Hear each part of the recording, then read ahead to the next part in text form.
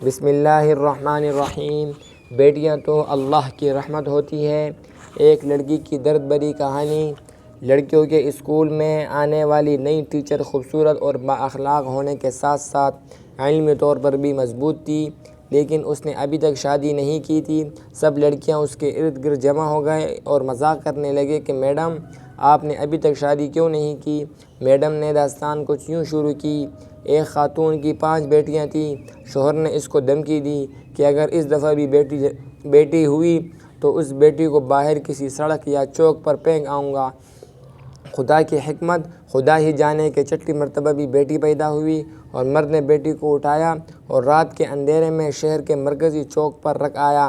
ماں پوری رات اس ننھی سی جان کے لیے دعا کرتی رہی اور بیٹی کو اللہ کے سپرد کر دیا۔ دوسرے دن صبح باپ جب چوک سے گزرا تو دیکھا کہ کوئی بچی کو لے کر نہیں گیا۔ باپ بیٹی کو واپس گھر لایا، لیکن دوسری رات پھر بیٹی کو چوک پر رکھ آیا، لیکن ماجرا اسی طرح تکرار ہوتا رہا، یہاں تک کہ 7 دن باپ باہر رکھ آتا۔ جب کوئی لے نہ جاتا تو مجبوراً واپس اٹھا لاتا، یہاں تک کہ باپ تک گیا اور خدا کی رضا پر راضی ہو گیا۔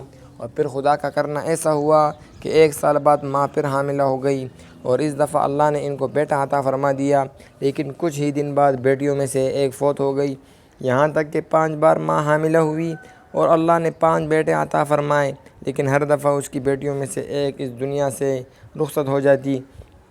فقط ایک ہی بیٹی زندہ بچی اور وہ وہی بیٹی تھی جس سے باپ جان چھڑانا چاہ رہا تھا۔ ماں بھی اس دنیا سے چلی گئی۔ ادھر 5 بیٹے اور ایک بیٹی، سب بڑے ہو گئے۔